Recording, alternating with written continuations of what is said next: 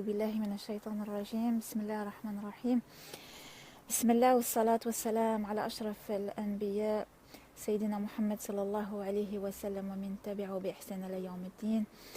اللهم اشرح لي صدري ويسر لي أمري واحلل عقدة من لساني يفقه قولي. إن شاء الله اللهم زدنا علما نافعا ورزقا طيبا وعملا متقابلا ودعاء مستجبا. Voilà, Inch'Allah, qu'Allah subhanahu wa ta'ala augmente nos savoirs, nos connaissances, et qu'il nous permette de lire ce que l'on a à lire et de comprendre ce que l'on a à comprendre, Inch'Allah. Alors, oui, le son est bon, alhamdulillah. D'accord, donc comme j'avais mis dans la description de la vidéo, cette vidéo fait suite donc à la veille spirituelle qu'on a fait vendredi. Donc avec l'aide de Dieu, tous les vendredis, on se réunit à la mosquée d'Aix-les-Bains pour faire une veillée spirituelle depuis maintenant plusieurs années, grâce à Dieu. Et on y traite de la spiritualité, de comment augmenter notre iman, notre foi. Mais aussi, on se permet d'ouvrir le champ des études qu'on fait. Et on se permet de lire des livres qui n'appartiennent pas forcément à la spiritualité musulmane et on en discute et on compare et on voit justement à travers le prisme de l'islam ce que ça peut nous apporter. Donc comme vous le savez, j'aime lire des livres de tout horizon et donc voir à travers le prisme de notre spiritualité en quoi il y a accord ou parfois donc désaccord, en quoi ils s'en éloignent, mais surtout mon but, c'est pas forcément de voir en quoi ils ne sont pas d'accord, mais qu'est-ce qu'on peut en tirer et en quoi ça peut nous parler. Donc, ce livre-là, Les 4 accords Toltec et les sagesses ancestrales mexicaines, si je puis dire, c'est Maher qui l'a acheté, je crois, mais il était dans le salon depuis la rentrée, parce qu'on lui en a parlé, et j'ai donc décidé de l'entamer par curiosité. Alors, oui, j'y ai trouvé à boire et à manger, des choses qui sont du ressort parfois de l'associationnisme ou plutôt du ressort de la tentation de l'homme qui se prend pour Dieu. Mais je ne suis pas du genre à lâcher l'affaire et j'ai pour habitude d'aller jusqu'au bout des livres que je lis en général. Et j'ai bien fait parce que voilà, quand tu regardes dans son ensemble, il y a quand même pas mal de choses sur lesquelles on peut discuter et s'enrichir. Donc je ne vais pas vous parler de toute l'introduction, mais je vais parler de ces fameux 4 accords Toltec. Qu'est-ce qu'ils sont? Alors pour vous parler de Don Miguel Ruiz, donc l'auteur, il est né et il a été élevé au Mexique par une mère curandera guérisseuse et un grand-père nagual, ça veut dire chaman. Et il a choisi de faire ses études de médecine et de devenir chirurgien.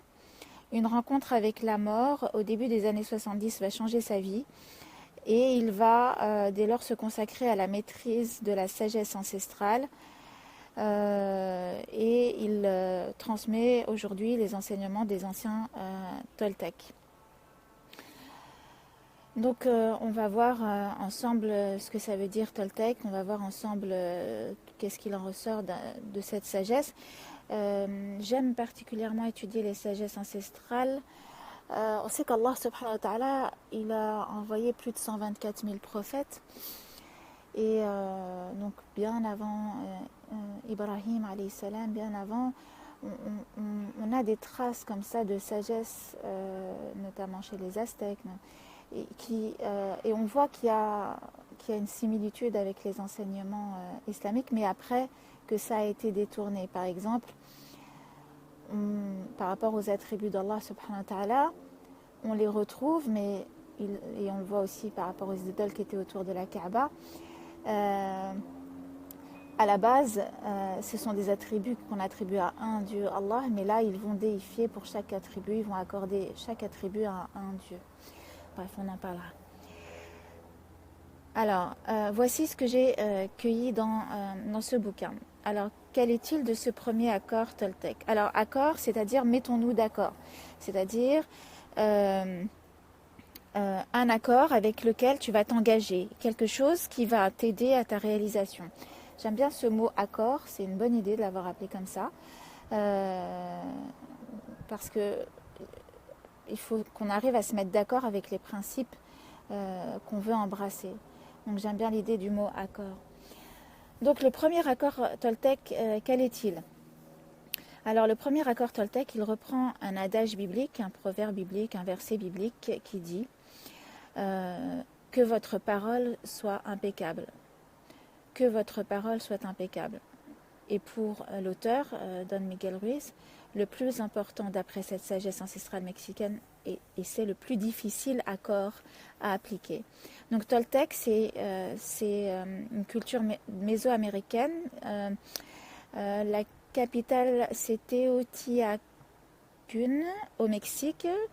Ça date de 900. Et le terme désigne les maîtres bâtisseurs. Donc, le premier accord Toltec, en tant que musulman, ça nous parle là. Que votre parole, et en tant que croyant tout court, que votre parole soit impeccable. Et qu'est-ce qu'il dit? Il dit, voilà qui a l'air très simple, mais en réalité c'est très puissant. Pourquoi? Car d'après eux, notre parole aurait un pouvoir créateur. D'ailleurs, il reprend un autre verset qui dit, au commencement était la parole ou le verbe. Qu'est-ce qu'il dit? Pourquoi la parole serait-elle si importante? Car nos intentions se manifestent par la parole. Ce que l'on pense se manifeste par la parole. Ce que l'on ressent et ce que l'on est vraiment, tout cela se manifeste par la parole. La parole n'est pas seulement un son ou un symbole écrit. La parole a un pouvoir, une force. La parole peut rassembler, aider, comme elle peut détruire, séparer, blesser. La parole peut libérer, mais on sait très bien que la parole peut aussi asservir. Une parole peut changer une vie. Une parole peut guider, comme une parole peut égarer. D'ailleurs, en islam, on entre en islam par l'expression d'une parole, d'une attestation de ce qui se passe dans notre cœur. On atteste à l'extérieur sa foi qui émane de l'intérieur. Une parole, elle peut convaincre, et une parole peut aussi attiser et réveiller des peurs. Et donc, le premier adage, que ta parole soit impeccable, pourquoi? Eh bien, l'auteur compare l'esprit humain à une terre fertile dans laquelle des graines sont continuellement semées. Et ces graines, c'est quoi? Des opinions, des idées, des concepts. Vous plantez une graine, une pensée, et elle croît et elle pousse. Et la parole, c'est une graine. Et l'esprit humain est si fertile, malheureusement, parfois, certaines terres vont être fertiles à certaines graines pas forcément positives. Il s'avère qu'il y a des terres, lorsque l'on sème la graine de la peur, bien ça pousse très vite. Il y a des terres plus sensibles à d'autres que la parole. Et chaque esprit humain est fertile, mais il y a des graines qui vont pousser plus vite sur certaines terres. Et qu'est-ce qu'il nous dit? Il est important, précise-t-il, de découvrir le type de graines auquel notre esprit offre sa fertilité. Finalement, si mon esprit est une terre, quelles sont les graines qui poussent plus facilement sur ma terre intérieure? Qu'est-ce qui fleurit plus facilement? Exemple, vous avez fait pousser un certain nombre d'idées, de concepts, de croyances sur votre terre qui vous aident à supporter, à vivre, ce sont les jalons, ce sont les choses sur lesquelles vous vous appuyez au quotidien. Et puis, quelqu'un vient, si on prend l'image d'un pulvérisateur, pulvériser ses idées sur votre terre. Alors il y en a, aucun effet, mais il y en a, ça joue sur leurs fleurs. Et il y en a, ça peut détruire leurs fleurs. Il y en a, ça peut détruire l'idée qu'ils se faisaient d'eux, par exemple, l'opinion qu'ils avaient d'eux. Et donc, pour lui, il est important de découvrir le type de graines auxquelles notre esprit offre sa fertilité et de les préparer de préparer notre terre à recevoir les semences de l'amour et de se protéger des autres graines. Une peur, un doute, un préjugé semé dans notre esprit et, on le sait, ça aura des conséquences sur notre choix, sur nos choix, en tout cas, surtout pour certaines personnalités. Alors les paroles pénètrent dans nos esprits et peuvent changer nos croyances et nos certitudes. Tu t'es toujours dit que tu fais telle ou telle chose mal. Je ne suis pas douée pour faire telle chose. Je ne suis pas douée pour faire telle chose. Et puis là, tu rencontres une personne qui te dit, dis donc, c'est bien, j'aime bien quand tu fais ça, j'aime bien comment tu fais ça. Et bien, ça peut remettre en cause l'idée que tu te faisais de ton potentiel, de l'idée que tu te faisais de ton potentiel. Alors lui, il dit, c'est comme si par la parole, par cette nouvelle parole qu'on vient te proposer et semer dans ton esprit, sur ta terre, c'est comme s'il dit, on brise un sort où le sort est rompu, comme si la chose à laquelle tu avais toujours cru est remis en question. Le premier accord, cette première sagesse mexicaine qui est que votre parole soit impeccable, mais qu'est-ce que ça veut dire impeccable ? Qu'est-ce que ça veut dire le mot impeccable ? Eh bien, impeccable, ça vient du latin. J'aime bien quand on utilise des mots en latin, ça fait toujours rire. Et le mot impeccable vient du latin peccatus, qui signifie, qu'est-ce que ça veut dire peccatus ? Ça signifie péché. Et donc, s'il y a un radical 1, ça veut dire sans péché. Et donc, que ta parole soit impeccable, c'est-à-dire que ta parole ne te fasse pas commettre de péché. Subhanallah. Quand tu viens à l'origine des mots impeccable, ça veut dire sans péché. Donc là, il invite à quelque chose pour nous en tant que musulmans d'important, que ta parole soit impeccable. Et puis ça a été transmis de prophète en prophète. Et que ta parole soit dénuée de péché. Et un péché, qu'est-ce que c'est ? Un péché, c'est quelque chose que l'on commet d'abord envers soi-même, contre soi-même, même si c'est à l'encontre des gens, et même si tu le commets envers quelqu'un et tu blesses quelqu'un, en premier, le premier concerné, c'est d'abord envers et contre toi-même, à l'encontre de ton propre bien, parce que ce n'est pas impeccable. Et chercher l'impeccabilité, si je puis dire, c'est chercher à ne pas se nuire en premier et ne rien faire contre soi, et donc par voie de conséquence, rien contre les autres. La parole contre les autres, la parole animée de haine et de colère, eh bien, c'est d'abord un poison émotionnel qui va à mon encontre et qui me dessert et qui va me ronger. Et chercher à avoir une parole impeccable, il te dit que c'est chercher à faire bon usage de ton énergie. Et vous savez, j'aime faire référence à la médecine traditionnelle chinoise, et on te dit que trop parler, la pointe de la langue s'ouvre au cœur en fait, et que trop parler, ça fatigue ton cœur. Et quand il dit cherche à avoir une parole impeccable, et ça va te permettre de faire bon usage de ton énergie, bah oui, en fait, tu vas moins fatiguer ton cœur à parler pour ne rien dire ou à user d'une parole qui ne serait pas impeccable dans la mesure de ton possible. Alors la question qu'on peut se poser, nous en tant que musulmans qui lisons ce livre, sommes-nous en phase avec cet adage qui est un verset biblique, notre parole est-elle impeccable ? Alors je vais pas, il y a des livres là-dessus, je ne vais pas tout lire, mais Allah subhanahu wa ta'ala dans Surat Qaf, qu'est-ce qu'il nous dit au verset 48 ? L'homme ne prononce pas une parole sans avoir auprès de lui un observateur prêt à l'inscrire. L'homme ne prononce pas une parole sans avoir auprès de lui un observateur prêt à l'inscrire. Donc qu'est-ce que là Allah nous dit ? C'est que tu es responsable de la parole que tu prononces. Et tu as quelqu'un qui est là, tu as des anges qui sont là pour l'inscrire. Allah t'entend, mais au-delà de ça, c'est que ça va être inscrit. Autre référence spirituelle qui confirme que ce premier accord Toltec est complètement en phase avec notre spiritualité, que celui qui croit en Allah et au jour du jugement dernier dise du bien des gens ou qu'il garde le silence. Que celui qui croit en Allah et au jour du jugement dernier dise du bien tout court ou dise du bien des gens ou qu'il garde le silence. Abu Musa al-Ash'ari radiyallahu anhu a demandé un jour au prophète sallallahu alayhi wa sallam: ô envoyé d'Allah, qui donc est le meilleur musulman? Il lui répondit: celui dont les musulmans n'ont à redouter ni la langue ni la main. Donc toujours en phase avec ce premier accord Toltec.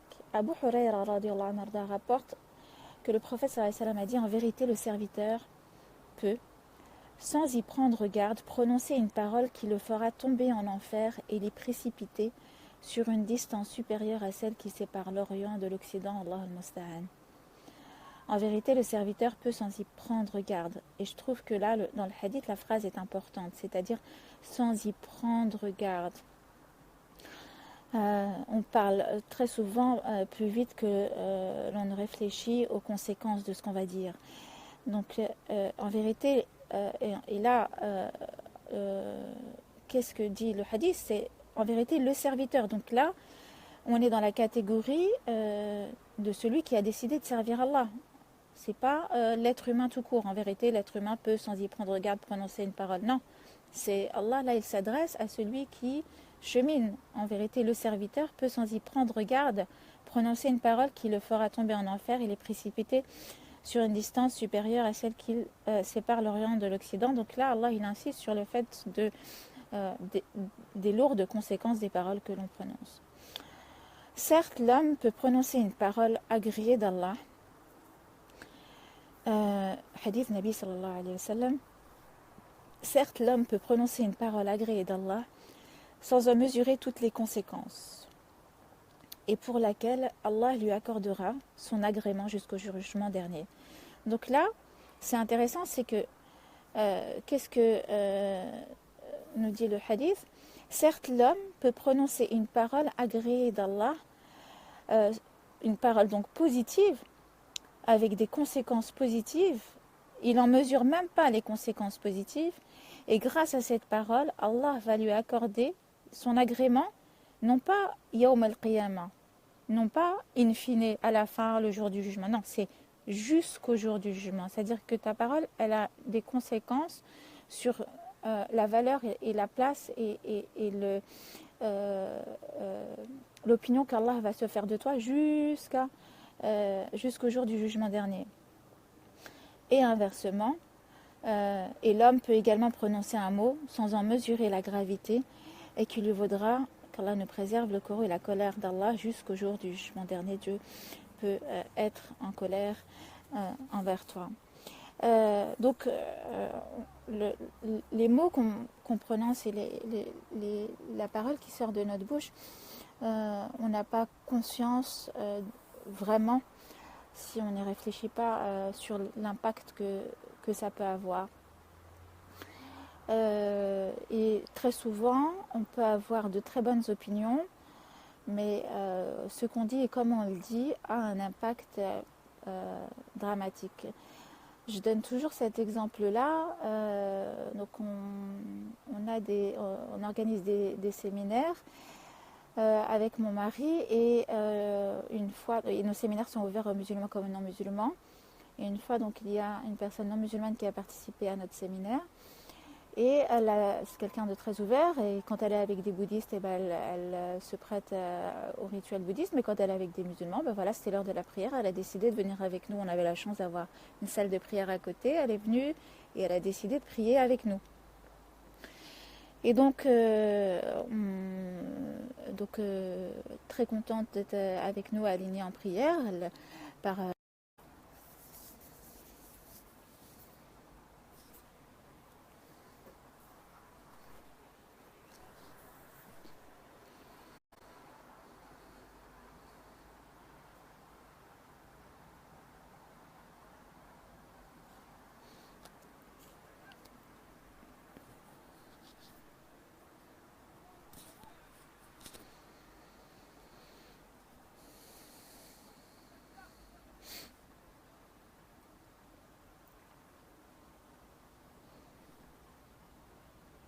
Salam alaikum, Hawa. Désolée, ça a coupé. J'avais plus de batterie, j'ai même pas fait gaffe. C'est Myriam Lagdar. Elle remarque même pas qu'elle a 30%. Qu'Allah me guide.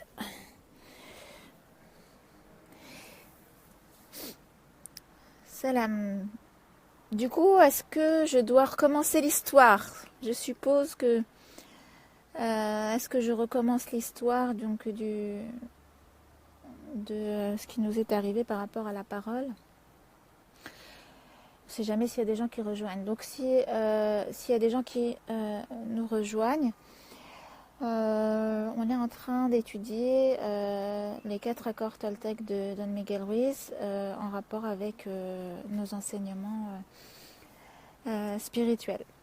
Donc j'avais cité un certain nombre de hadiths sur l'importance d'avoir une parole impeccable. Et c'est Abu Saïd al-Khudri radhiyallahu anhu qui nous rapporte que le prophète sallallahu alayhi wa sallam a dit: lorsque s'éveille le fils d'Adam alayhi salam, tous ses membres mettent en garde sa langue en ces termes. Donc tous tes membres, imagine, s'adressent à ta langue tous les matins. Et qu'est-ce que disent nos membres à notre langue? Crains Allah afin de nous préserver. Les membres disent à notre langue: crains Allah afin de nous préserver, car nous procédons de toi. Si tu te montres droit, nous le serons également. Mais si tu te montres fourbe, nous le serons aussi. Allah al-Musta'an. Donc je disais que par rapport à ce premier accord Toltec, donc cette première sagesse mexicaine qui dit que ta parole soit impeccable et qui n'est autre que la reprise d'un verset de la Bible, que ça va complètement avec notre spiritualité. Et puis j'avais dit que par rapport à la parole, on peut avoir de très bonnes intentions, mais les conséquences peuvent être quand même néfastes. Parce qu'on n'a pas su comment dire, et puis on a oublié que finalement la terre de l'autre est fertile, et que à chaque fois que tu parles, tu sèmes, et des fois ce que tu sèmes, c'est pas top.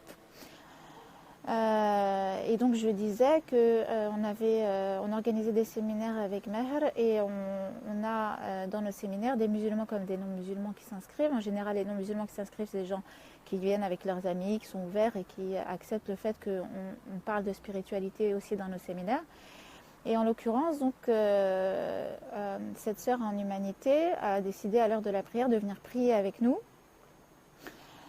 Et donc elle s'est jointe à nous dans la salle de prière, et on a donc prié, il me semble que c'était Dhuhr. Et elle a par mimétisme fait la prière, et puis elle salue comme nous, voilà, assalamu alaikum wa rahmatullah, assalamu alaikum, elle tourne sa tête à droite puis à gauche.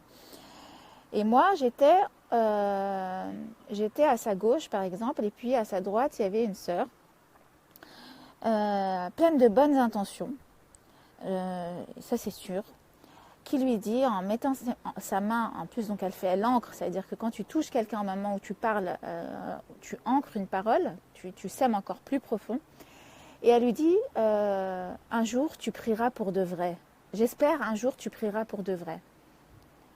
Alors c'est plein de bonne volonté, on comprend ce qu'elle veut dire, mais c'est maladroit.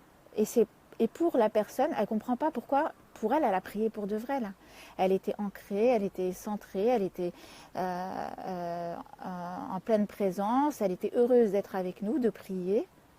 Et pourquoi on estimerait que ce n'était pas une prière pour de vrai? Et donc, voilà, un mot comme ça qui est positif, pour de vrai, mais qui peut avoir des conséquences, qui peut toucher en fonction de la terre qu'on sème. Donc voilà, premier accord Toltec, et pour l'instant, en accord avec notre spiritualité et OK et OP, c'est logique. Et j'ai bien aimé le principe d'impeccabilité et le fait de se dire que impeccable, ça vient du mot peccatus qui veut dire péché. Ça voudrait dire qu'attention quand tu parles de ne pas commettre de péché. Donc j'aime bien l'idée, j'aime bien le principe. Alors, qu'en est-il maintenant? Ah oui, alors ce que j'ai aimé aussi dans ce livre, c'est que c'est pas 20 accords Toltec, c'est 4. Donc c'est comme si tu te dis que tu as 4 ingrédients à appliquer dans ta vie, qui résument sûrement, desquels découlent bien sûr plein d'autres principes, mais finalement, c'est simple. C'est simple à lire et puis c'est simple à appliquer, soi-disant. Bien sûr, on verra que c'est pas si simple que ça, ne serait-ce que déjà ce premier accord. Alors le deuxième accord, Toltec ou sagesse mexicaine, ou vous l'appelez comme vous voulez. Donc accord, pareil, je rappelle, j'aime bien l'idée de se dire être en accord, s'accorder sur, accorder nos valeurs. C'est presque comme un engagement qu'on prend envers soi. Donc le deuxième accord Toltec, quel est-il? C'est quoi qu'il arrive, n'en faites pas une affaire perso. Quoi qu'il arrive, n'en faites pas une affaire personnelle. Alors je me suis dit, donc qu'est-ce que Don Miguel Ruiz va faire de cet accord? Comment il va le détailler et jusqu'où il va aller? Quoi qu'il arrive, n'en faites pas une affaire personnelle. Ce deuxième accord, donc sa deuxième sagesse, il dit, découle de la première. Le premier but, donc en quoi finalement il découle de que ta parole soit impeccable? C'est que le premier but de cette deuxième sagesse, quoi qu'il arrive, n'en fais pas une affaire perso, c'est de ne pas laisser la parole des autres, lorsqu'elle est injuste, fausse, et faite pour nous malmener ou nous empoisonner. Le but, c'est qu'elle n'arrive pas à te toucher, en tout cas le moins possible, et n'en fais donc pas une affaire personnelle. C'est comme si protège ton jardin. Donc premier but, ne pas laisser la parole des autres te toucher. Deuxième but, c'est, moi je l'ai interprété comme ça, c'est l'humilité. Alors qu'est-ce qu'il nous dit? Au cours de notre éducation, et lui il emploie un mot par rapport à l'éducation qui est fort, qui va loin. Je trouve, ça peut même être péjoratif. Il dit la domestication. Donc on en a parlé avec les sœurs au Jama. Qu'est-ce que ça renvoie, le mot domestication? Ça renvoie à l'animal domestique, ça renvoie au fait d'être dompté, ça renvoie au fait d'être dompté. Alors, donc il explique, il dit, au cours de notre éducation, de notre domestication, nous apprenons à tout prendre pour soi.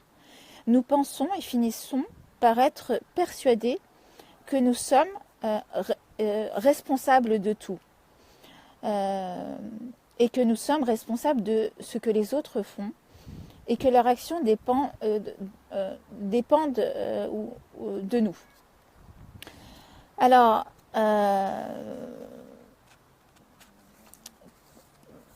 qu'est-ce qui va en découler de ça, d'un point de vue de notre islam et si on y réfléchit? Alors oui, c'est toujours salutaire et de se protéger et effectivement de ne pas en faire une affaire personnelle et de ne pas prendre tout pour soi. Maintenant, la question que je me suis posée, parce qu'après il va aller beaucoup plus loin et je vous lirai des passages, c'est nous ne sommes pas responsables effectivement, mais à partir de quand et jusqu'où? Et quelle est notre responsabilité en tant que croyants par rapport justement aux autres? Donc nous, en islam, on a quand même ce qu'on appelle des responsabilités individuelles et collectives qui te font dire que tu ne peux pas te dédouaner et te dire ouais mais ça ne me regarde pas et je ne fais pas en sorte que les choses changent.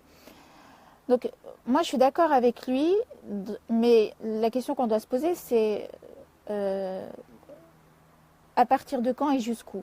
Quand Allah subhanahu wa ta'ala, dans la sourate des bétails, s'adresse à son prophète, sallallahu alayhi wa sallam, et il lui dit, dans le sens, j'ai pas sur moi le Coran, mais il lui dit, tu n'es pas responsable de ce qu'il croit et tu n'es pas responsable du sort qu'ils vont connaître et finalement ton seul rôle c'est de transmettre. Oui, voilà.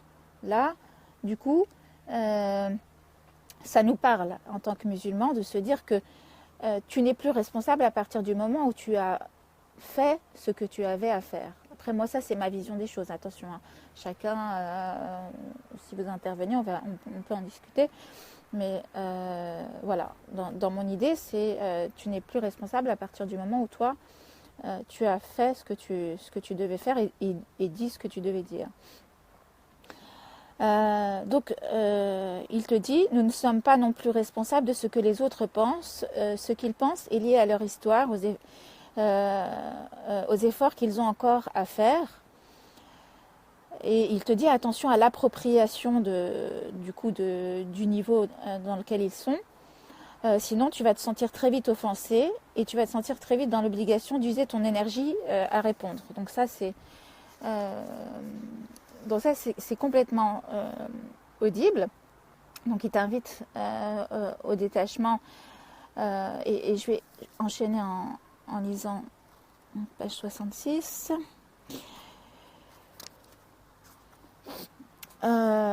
Et c'est là où, c'est là où on voit que l'être humain, c'est très intéressant, l'être humain, quand il cherche la vérité, il peut effectivement trouver un certain nombre de réponses en lui. Il peut tout à fait trouver des réponses en lui qui sont justes, vraies, avérées. Mais la question est sur les limites. Et c'est Dieu. Donc tu peux trouver des réponses à l'intérieur de toi et des vérités, des réponses aux questions que tu te poses à l'intérieur en réfléchissant, en méditant, effectivement. Mais la révélation extérieure est importante et la vérité extérieure qui va venir confirmer ta vérité intérieure, elle est importante parce qu'elle te met des limites. Pourquoi je dis ça ? Parce que lui, qu'est-ce qu'il te dit à la page 66 ? Peu importe ce que vous pensez de moi, je n'en fais jamais une affaire personnelle. Top, très très bien. Quand les gens me disent « Miguel, tu es le meilleur », je n'en fais pas une affaire personnelle. Ben là, on est d'accord. Lorsqu'il me dit « Miguel, tu es le dernier des derniers », je ne prends pas non plus personnellement. Donc là, c'est intéressant. On a même des compagnons du prophète, sallallahu alayhi wa sallam, et des tabi'in qui parlaient de ça, du détachement sur ce que les autres vont penser de nous, aussi bien positivement pour éviter d'avoir le takabur, le ajb, l'ostentation, le sentiment d'autosuffisance, de la gloriole. Super. Et puis pareil, idem. Donc là, on est d'accord sur l'idée de référent intérieur. Maintenant, ce qui va être... donc ça, c'est une vérité qu'il a trouvée en lui, parfait, et qui est confirmée par la vérité extérieure et divine. Maintenant, il va dire, peu m'importe ce que vous pensez de moi, je sais que je suis merveilleux. Je le sais finalement. Donc, peu m'importe. Et là, pour moi, j'ai eu un peu du mal dans ce passage, parce que finalement... oui, je suis d'accord sur le fait que tu as une estime, une valeur intrinsèque, que personne n'a le droit de titiller, de t'enlever, parce qu'à partir du moment où Allah subhanahu wa ta'ala a dit qu'on, c'est qu'il a estimé que tu avais de la valeur et que personne, aucun être humain n'a le droit de t'arracher et de t'enlever cette valeur et de te rabaisser, ça c'est clair. Maintenant, ce qui me gêne, c'est dans le manque d'humilité en disant oui... je sais que je suis merveilleux et peu importe finalement ce que vous pourrez dire de moi parce que ça ne me blessera pas parce que je sais que je suis merveilleux. Après, il faut peut-être nuancer, c'est peut-être l'interprétation que je donne à ce qu'il dit. Il faudrait peut-être lui en parler directement. Mais voilà, ce passage-là, il m'a un petit peu perturbée. Mais ça n'empêche que donc ce deuxième accord Toltec, de ne pas prendre les choses personnellement, c'est à entendre. Maintenant, il ne faut pas tomber non plus dans l'égoïsme en se disant, voilà, ça ne me concerne pas. Donc, l'idée, l'islam, qu'est-ce que ça va t'apporter? Ça va t'apporter le juste milieu. Donc, le prophète sallallahu alayhi wa sallam, il dit, ouais, c'est-à-dire ne te mêle pas de ce qui ne te regarde pas, donc évidemment, mais qu'est-ce qui ne te regarde pas? Il va falloir se poser, parce que sinon on peut tomber dans l'idée de sur terre plus rien ne me regarde, je m'occupe que de moi et je ne fais pas bouger les choses et je ne fais pas s'améliorer les choses. Je dis ça par rapport au post que j'ai posté hier et j'ai jamais eu, quand on poste des trucs spirituels, il y a 12 partages et 10 commentaires. Mais quand on poste quelque chose sur le mariage et sur le célibat, j'ai jamais vu autant de partages et autant de... Parce qu'il y a un problème réel. Et si chacun se dit, finalement, je ne prends pas les choses personnellement, ça ne me concerne pas, Redé, on ne va jamais régler les problèmes. Donc il y a deux niveaux dans son deuxième adage. Dans ce deuxième, enfin, c'est pas à lui, c'est des sagesses ancestrales. Donc, ne prends pas les choses personnellement pour se protéger, ça c'est audible d'un point de vue de l'islam, fais attention sois pas dans le fait d'être égocentré et de tout prendre personnellement. Et puis il va loin aussi dans la chose, il dit, et c'est là aussi où ça m'a un petit peu dérangé, c'est qu'il dit que, alors je peux reprendre le passage textuel pour... vous pouvez même me dire, Miguel, ce que tu dis me blesse, mais ce n'est pas ce que je vous dis qui vous blesse. Ce sont vos propres plaies intérieures qui réagissent lorsqu'elles sont touchées par mes propos. Vous vous blessez vous-même et je ne peux en aucune manière prendre vos reproches personnellement. Donc, alors, il va te dire, donc on a beaucoup discuté sur ça avec les sœurs, c'est que ce deuxième accord, alors, par rapport à ce qu'il vient de dire, il n'est audible et valable et recevable que s'il applique à 100% et à 1000% le premier, qui est que ta parole soit impeccable. Donc c'est ce qu'ils disent, les 4 accords s'induisent et s'embriquent et l'un ne va pas sans l'autre. Mais aucun être humain, et il le dira à la fin du livre, n'est en mesure de faire en sorte que sa parole soit impeccable ad vitam aeternam et à 100% et tout le temps, parce qu'on reste des humains. Donc, eh bien après on verra, il y a un autre accord qui va venir excuser tout ça, mais donc, quand même, dis-toi que tu peux quand même avoir blessé et que, oui, peut-être que c'est lié à la faiblesse du terrain. D'ailleurs, pour reprendre encore la médecine chinoise, on te dit que la maladie, c'est le terrain, c'est la faiblesse du terrain. C'est le fait que tes anticorps et ton terrain initial a permis à tel ou tel virus d'entrer et si le terrain était suffisamment fort, tu ne te serais pas chopé cette grippe qui circulait. Donc, par analogie, si notre esprit est ce fameux terrain et si nos paroles sont des graines, oui, plus le terrain sera solide dans le détachement, dans le fait de se dire finalement, peu m'importe ce que tu dis, ça ne m'atteint pas, mais mais peut-être que le terrain de l'autre est faible et ce n'est pas en le blessant que ça va le renforcer. Donc voilà, islamiquement, là, il y a quelque chose qui me gêne. Et puis en plus, j'ai déjà assisté à ce type de conversation. Donc ça existe dans le réel. C'est-à-dire qu'on a effectivement des personnalités qui vont te dire que le problème, ce n'est pas la force du propos que je viens de prononcer, mais c'est la faiblesse de ton cœur qui est trop sensible. Et là, pour moi... c'est délicat à accepter en tout cas. Après, je veux bien en discuter, mais pour moi, mon âme a du mal avec ça. Donc voilà, ce deuxième accord qui est intéressant, ne prend pas les choses personnellement. Après, j'aimerais bien qu'à la fin, on discute et on se dise finalement quel est l'accord sur lequel vous avez envie de partir, discuter, réfléchir, et l'accord sur lequel vous dites ah tiens, je vais insister là-dessus, et puis je vais faire en sorte dans ma vie de faire plus attention à ça. de me mettre en accord avec ça. Alors, qu'en est-il du troisième? Je vais faire une petite pause pour vérifier si le son est bon. Est-ce que c'est bon pour le son?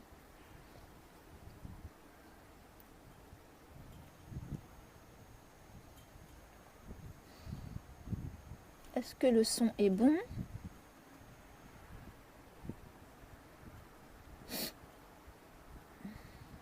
Oui, ok, parfait. Donc, le troisième accord Toltec, qu'en est-il? Donc, le troisième accord Toltec est intéressant aussi. Il consiste à dire ne faites pas de suppositions. Ne faites pas de suppositions. Alors ça veut dire quoi? Ne faites pas de suppositions. Moi j'ai bien aimé ce passage parce qu'il peut régler beaucoup de problèmes dans le relationnel. Le troisième accord Toltec est de ne pas faire de suppositions. Nous avons tendance à faire des suppositions, dit-il, là je cite, page 75, nous avons tendance à faire des suppositions à propos de tout. Le problème est que nous croyons ensuite qu'elles sont la vérité.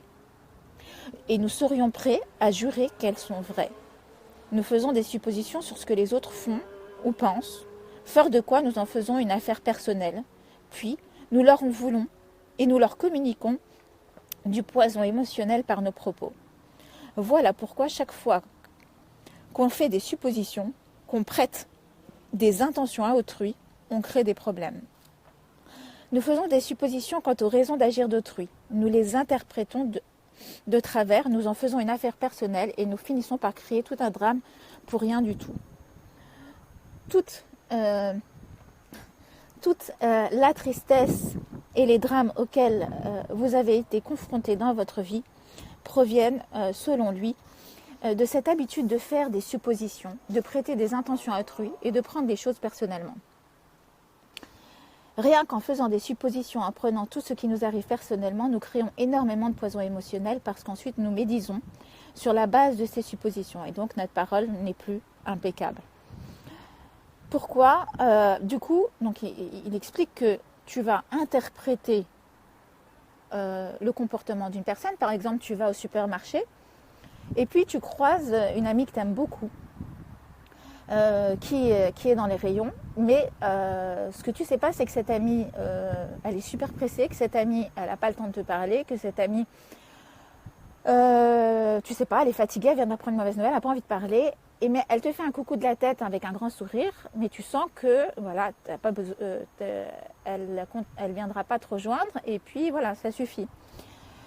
Alors, donc tu auras plusieurs façons d'interpréter et ce qui vient de se passer, et souvent on n'interprète pas positivement. Et qu'est-ce qu'on fait? On va aller appeler, plutôt que d'aller demander des explications ou appeler pour savoir si ça va, finalement je t'ai trouvé que tu étais pressée, ça va, t'es pas trop fatiguée, non, on va aller appeler une amie pour lui dire c'est bizarre quand même, un tel, elle est passée comme ça, elle m'a pas dit comme ça, elle m'a pas regardé comme ça, alors que d'habitude, après tout ce que j'ai fait pour elle, quand même, je trouve ça limite. Et puis donc là, ta parole n'est donc plus impeccable. Et donc finalement, ce qu'il explique, c'est que quand tu n'appliques pas un accord, tu détruis tous les autres. Et tu prends les choses personnellement. Et ensuite, attendez, bougez pas.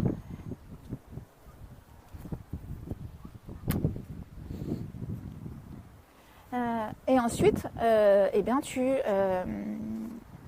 tu finis par faire médire et avoir une mauvaise opinion sur la personne. Pourquoi? Parce qu'il dit qu'on a peur de demander des explications, qu'on prête des intentions à autrui et qu'on fait des suppositions que l'on croit être vraies, puis on va défendre ces suppositions en donnant tort à l'autre.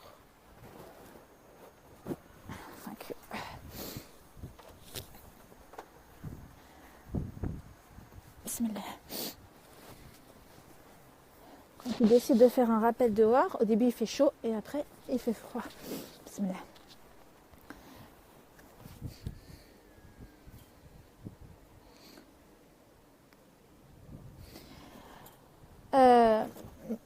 les suppositions, alors, Salam alaikum Barkaoum. Les suppositions peuvent effectivement nous égarer, mais j'ai une question existentielle. Dois-je toujours et à chaque fois attribuer des circonstances atténuantes aux autres? Alors, moi, dans ce ce qui va être intéressant, après, je vais essayer de dire ce que j'en pense personnellement, mais lui, ce qu'il te dit, c'est ne fais aucune supposition. Tu prends le fait tel qu'il est et tu demandes directement à la personne et tu poses les questions aux personnes, qu'est-ce qu'il dit concerné. Et surtout, ne va pas voir quelqu'un d'autre parce que la façon dont tu vas présenter les faits, c'est subjectif. Et donc, inconsciemment, tu voudrais qu'elle te rassure en disant « Bah ouais, t'as raison, finalement, ça ne se fait pas ce qu'elle t'a fait. » Parce qu'il dit qu'on ne voit et on n'entend que ce que l'on veut bien voir et entendre. Et qu'il explique que lorsque l'on ne comprend pas une chose, en fait, pourquoi on fait des suppositions? Parce qu'on ne comprend pas ce qui vient de se passer. Et il dit que l'être humain, il ne peut pas rester sans comprendre, en fait. Il ne peut pas rester sans réponse. Et donc, il ne peut pas rester avec il ne peut pas rester avec des questions sans réponse. Donc, la réponse qu'il donne aux questions qu'il se pose sur ce qui vient de se passer, ce sont des suppositions, tant que l'autre ne lui dira pas ce qui s'est passé. Et ça va même plus loin. C'est que même lorsque la personne nous dit ce qui s'est passé en disant en fait, je t'explique, en vrai, c'est comme ça, parce que comme ça, ça s'est passé comme ça. Et ton esprit, si tu n'es pas et tu ne fonctionnes pas comme l'autre, tu vas supposer des choses même par rapport à l'explication qu'il ou elle va te donner. Et là, ils te disent dans les 4 accords Toltec que les suppositions qu'on fait vont provoquer des difficultés, des incompréhensions avec les gens qu'on est censé aimer et des disputes et des bagarres qui n'ont pas lieu d'être. Et que accepte, même une fois que la personne t'a donné l'explication, arrête. Alors déjà, il te dit ne suppose pas avant, mais alors une fois que la personne t'a donné des explications, on doute, effectivement, Berkaoum, on doute encore. Mais pour y arriver, en fait, pour pouvoir appliquer ce 3e accord qui est ne fais pas de supposition, il faut que tu aies appliqué le 2e qui est ne prends pas les choses personnellement. Pour pouvoir, trop, si tu veux, personnellement, c'est moi qui ai rajouté trop, parce que lui, il n'y a pas écrit trop, mais je vous expliquerai pourquoi trop, parce qu'à la fin du livre, il explique que toutes ces suppositions, on peut ne les faire que le plus possible, c'est-à-dire. Donc, ne prends pas les choses trop personnellement, et pour ce qui te permettra de ne pas faire de suppositions. Et effectivement, Zakaria, il y a ce fameux hadith qui te dit trouve 70 excuses à ton frère avant de... mais même avec ces 70 excuses, mon frère Zakaria, une fois, il y a une sœur qui m'a dit j'ai essayé de te trouver les 70 excuses, je les ai pas trouvées, pourquoi tu m'as pas appelé quand je suis revenue du Hajj?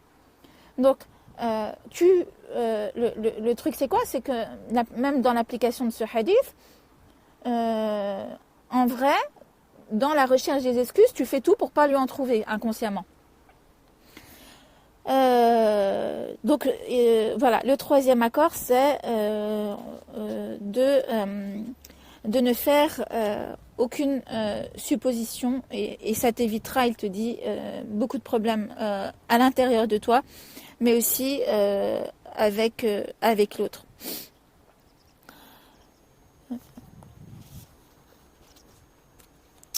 Voilà pour ce qui est de ce 3e accord. Donc on répète, le 1er accord, que ta parole soit impeccable. Le 2e accord, ne prends pas les choses personnellement.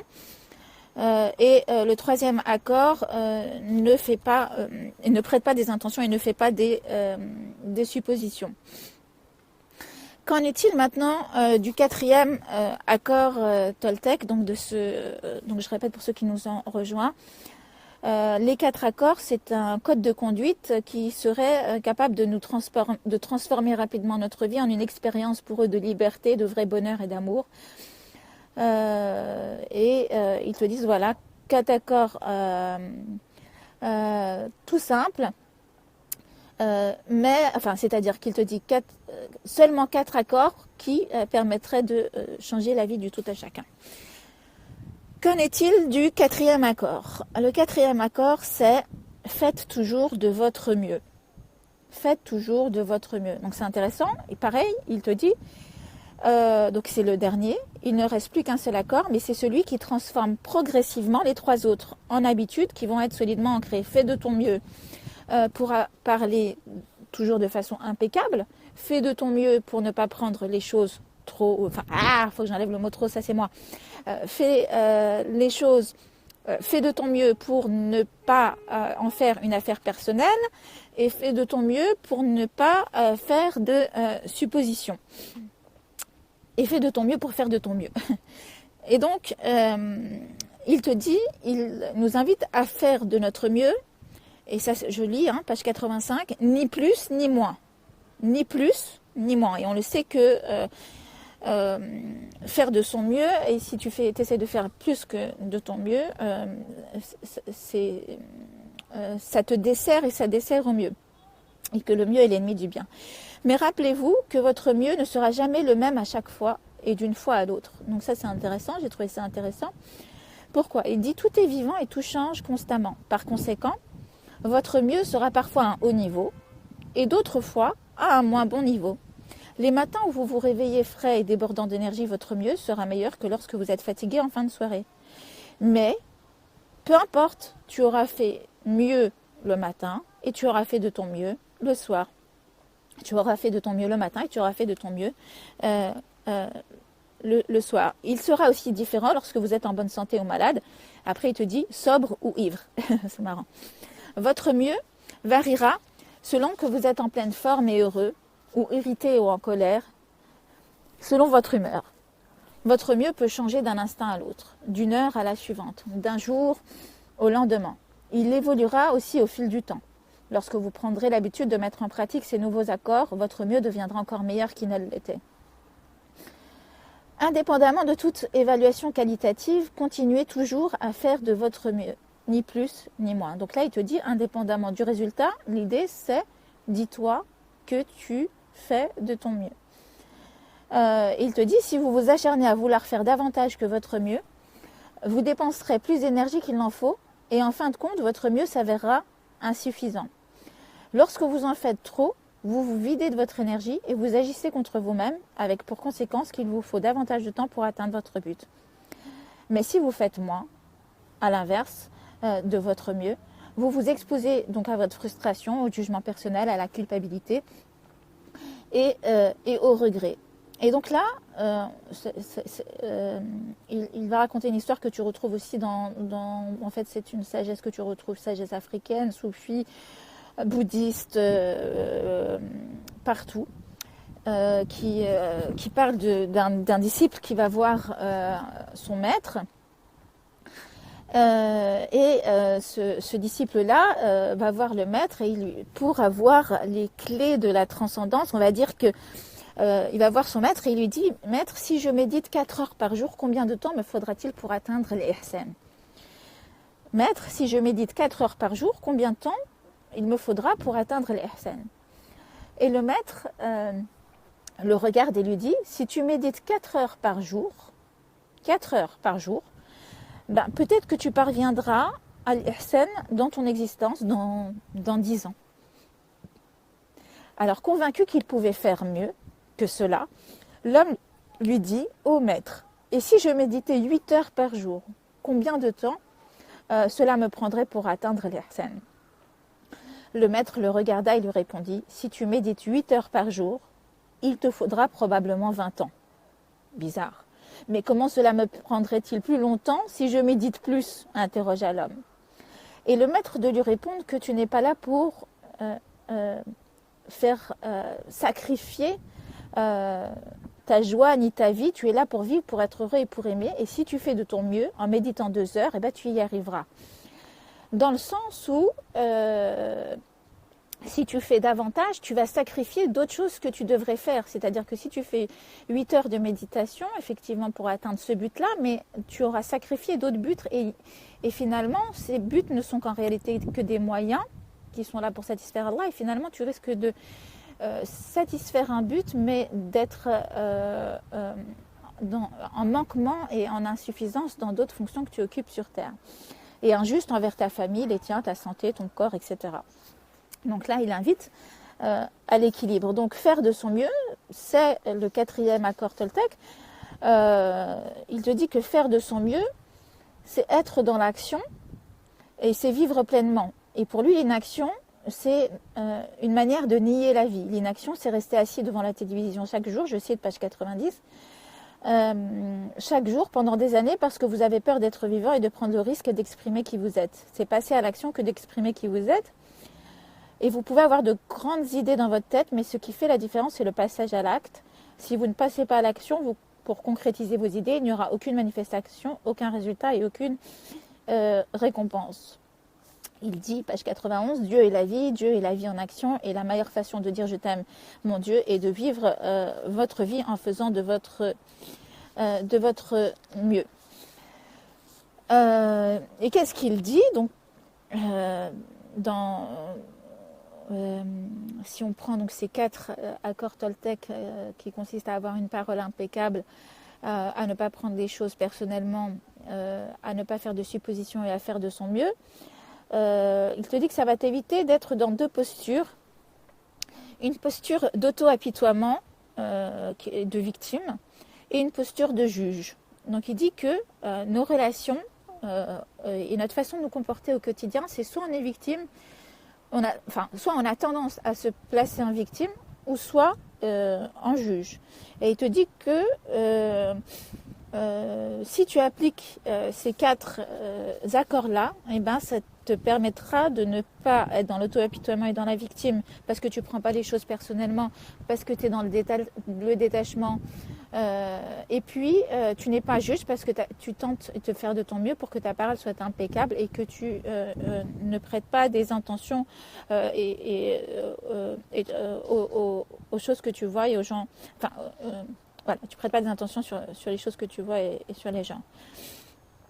Et il te dit que pour appliquer ces 4 accords Toltec, eh bien, tu n'y arrives que par la répétition. Il te dit que tu as réussi à écrire parce que tu n'as pas arrêté de t'entraîner, à conduire, à marcher par la répétition, et que ce n'est qu'une question de temps et qu'il convient de juste trouver l'habitude de l'appliquer.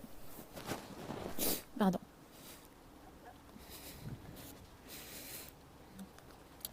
Alors, moi j'ai trouvé ces 4 accords Toltec recevables. Il y a des passages qui se discutent, mais bon voilà, aucun livre n'est parfait si ce n'est le Coran Karim, donc il y aura toujours des choses à redire.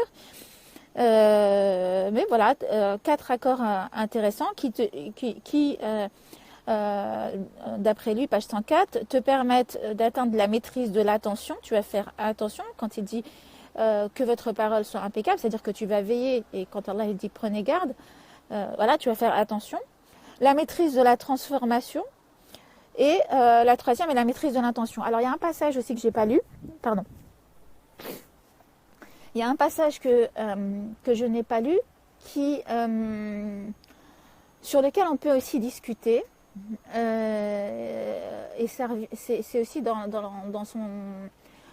le 2e Toltec lorsqu'il dit ne prends pas les choses trop personnellement.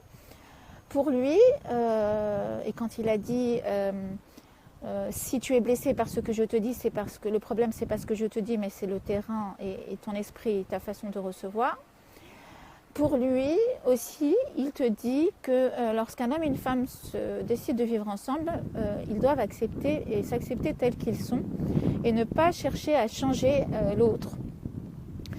C'est à prendre ou à laisser. Et Euh, c'est audible à partir du moment où, s'il est en pleine cohérence avec ce qu'il diffuse, c'est que c'est audible si tu sais que l'autre est déjà en train de faire de son mieux, qu'il tente d'avoir une parole impeccable, qu'il ne te prête pas de suppositions et que c'est quelqu'un qui n'essaie de ne pas prendre les choses personnellement. Donc ça, c'est audible dans le sens où la personne, elle est déjà dans une démarche de développement personnel et d'amélioration de soi. Maintenant, si l'autre n'est pas dans une démarche d'amélioration de soi, Ismaël, il en parlait hier, c'est plus compliqué de te dire que c'est à prendre ou à laisser. Effectivement, l'homme ou la femme parfaite n'existe pas. Mais si tu sais que tu as ce défaut, mais que tu vas essayer de faire en sorte de moins l'avoir, de travailler dessus, etc., c'est plus islamique et dans notre philosophie et notre religion. Et enfin, il y a tout un passage très intéressant. Donc après, il te dit comment essayer d'appliquer ces quatre accords par la discipline du guerrier, parce que chaman, ça veut dire guerrier qui contre le guerrier quasiment de la lumière, c'est-à-dire le guerrier contre les virus. Et les virus, c'est notre ego et les choses mauvaises qu'on en a en nous. Tac, tac, tac. Et donc, alors une des choses qui te dit qui va t'aider à pouvoir appliquer ces 4 accords Toltec, et j'ai trouvé ça intéressant, c'est l'initiation de la mort, embrasser l'ange de la mort. Donc il te dit que un des moyens pour pouvoir appliquer ces 4 accords, c'est de choisir pour maître spirituel, et c'est le mot qu'il emploie, pour maître, l'ange de la mort, comme instructeur, pardon, et comme enseignant, et comme maître. Donc il te dit que l'ange de la mort peut nous enseigner comment être vraiment vivant, comment le devenir. Nous devenons conscients qu'on peut mourir à tout moment, si tu prends l'ange de la mort comme enseignant. Seul le présent nous permet d'être vivants. La vérité est que l'on ne sait pas si on sera encore en vie demain, dit-il.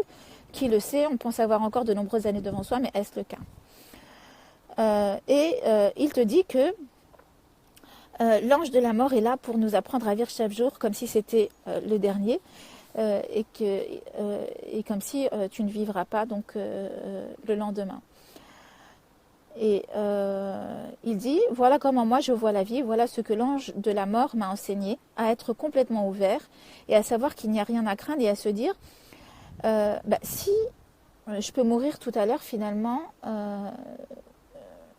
ça va t'aider à appliquer les 4 accords. Parce qu'il te dit, finalement, concrètement, si je dois mourir là dans les 5 minutes, ce que tu viens de me dire, je m'en fiche. Parce que là, je vais bientôt mourir en fait. Je ne prendrai plus la chose personnellement. Et je vais essayer de faire de mon mieux. Et je ne vais pas être dans le jugement. Je n'ai pas d'énergie à perdre à être dans le jugement parce que là, je vais bientôt mourir. Donc, c'est intéressant comme idée en se disant que si tu prends comme aide spirituelle, donc l'ange de la mort, ça va te permettre de plus être dans l'immédiateté, de prendre les choses trop à cœur, parce que tu te dis, mais dunya fiha al-maut, la vie sur terre, il y a la mort, donc pourquoi je vais user mon énergie avec ça en fait? J'ai pas de temps à perdre, j'ai pas d'énergie à perdre. Donc ça, j'ai trouvé que on pouvait même faire complètement un DAS en entier si l'ange de la mort était un maître spirituel. Il faudrait que je trouve le temps de préparer quelque chose, mais c'est vraiment pas mal. Et enfin, il parle d'un paradis sur terre. Donc ça, on trouve ce principe-là aussi chez les témoins de Jéhovah. Sur cette idée que finalement, si tu appliques ces 4 accords, tu vas permettre de vivre quasiment le paradis sur terre. Bon, ils te disent c'est pas la peine d'attendre la mort pour vivre le paradis sur terre. Bon, si on essaie de comprendre ce qu'il veut dire au fond des choses quand il dit ça, moi, ce que j'ai compris, comment nous, en tant que musulmans, on peut interpréter, j'ai compris que quand Allah subhanahu wa ta'ala dit Udkhuluhu bisalam, rentrez-y en paix, et vous n'y entendrez dans d'autres versets au paradis que le salam. En fait, si tu veux goûter à une sorte de petit paradis sur terre, essaye de créer la paix autour de toi et la paix en toi. Donc ça, j'ai trouvé que pareil, on pouvait réfléchir en tant que musulman sur comment créer un semblant de paradis sur terre, même si finalement on sait très bien qu'on n'arrivera jamais à cette perfection. Et puis il finit par des doigts, des prières, des prières pour être libre, des prières pour l'amour, etc. que je ne vais pas vous lire là. Donc un livre qui se lit en une après-midi, même pas,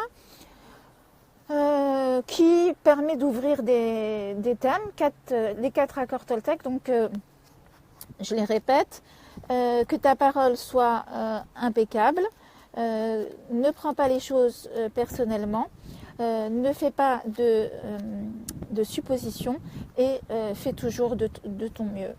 Non, si on arrive déjà à faire ça, nous en tant que musulmans, je trouve que c'est pas mal du tout. À un moment donné, il a parlé de ne pas prendre les choses personnellement.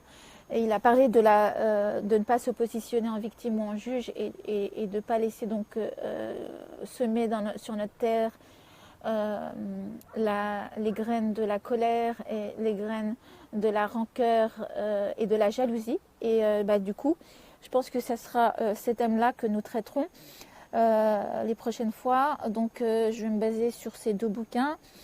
La colère, la rancune et la jalousie qui est de l'imam al-Ghazali rahmatullah alayh. Et puis comme vous le savez, je prends toujours une référence aussi philosophique ou psychologique de Sénèque, l'art d'apaiser la colère. Si Dieu me prête vie, Inch'Allah, sûrement pas ce vendredi prochain, mais peut-être vendredi l'autre, bidnillah samil alim. Et puis là, vous avez un livre, Marie-Madeleine Davy, Le désir, le désert intérieur. J'ai pris toute une collection de Marie-Madeleine Davy sur la nature et sa symbolique et sur l'homme intérieur et ses métamorphoses, comment on peut travailler sur ça. J'ai pris aussi un livre sur... Donc voilà, j'ai essayé de préparer un peu une bibliographie des thèmes qu'on traitera, Inch'Allah, les vendredis à venir. Est-ce que vous avez des questions par rapport à ce qui a été dit? Est-ce que vous voulez qu'on discute sur ces 4 accords Toltec?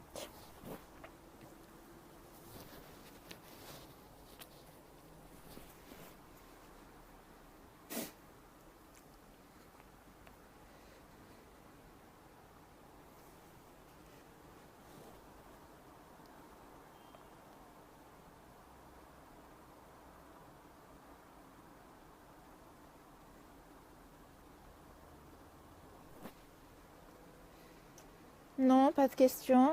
Ok.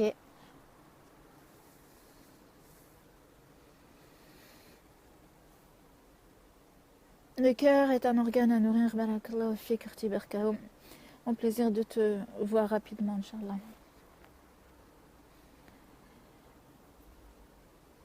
D'ailleurs, une des façons de le nourrir, c'est de lire. Quand Allah subhanahu wa ta'ala nous dit Iqra, il nous invite à lire et il nous dit quoi? Iqra bismi rabbika alladhi khalaq. Donc lis au nom de ton Seigneur qui t'a créé. Donc quand tu lis tous ces livres, même qui ne sont pas de spiritualité musulmane, tu les lis en n'oubliant pas qu'il est ton créateur et que c'est lui qui crée. Parce qu'on verra que dans ce livre, à un moment donné, il dit quasiment que tu es ton Dieu. Donc il y a une tentation de l'homme qui se prend pour Dieu dedans. Mais voilà, quand l'homme cherche la vérité à l'intérieur, il y a des choses qui sont vraies, puis il y a des choses qui ne vont pas être vraies, bien sûr. Ok, on va faire dua, Inch'Allah, s'il n'y a pas de questions. Barakallahu fi Gladys, au plaisir de te revoir à la mosquée. Ok, là, il est là pour le MP, Inch'Allah. أعوذ بالله من الشيطان الرجيم. اللهم أنت ربنا، اللهم أنت ربنا، اللهم أنت ربنا فاغفر لنا ذنوبنا وإسرافنا. اللهم مغفرتك أوسع من ذنوبنا ورحمتك أرجع من عندنا فاغفر لنا فاغفر فإنه لا يغفر الذنوب إلا أنت. اللهم فهمنا الحاجات لازمنا نفهمها وزدنا علما نافعا. اللهم زدنا علما نافعا. اللهم يا حي يا قيوم فهمنا الحاجات لازمنا نفهمها إن شاء الله. اجعل فوقنا الملائكة وأمامنا ومن خلفنا عن يميننا وعن يسارنا واجعلهم يحبنا ونحبهم وارزقنا بحسن الصحبة التي تنفعنا عندك.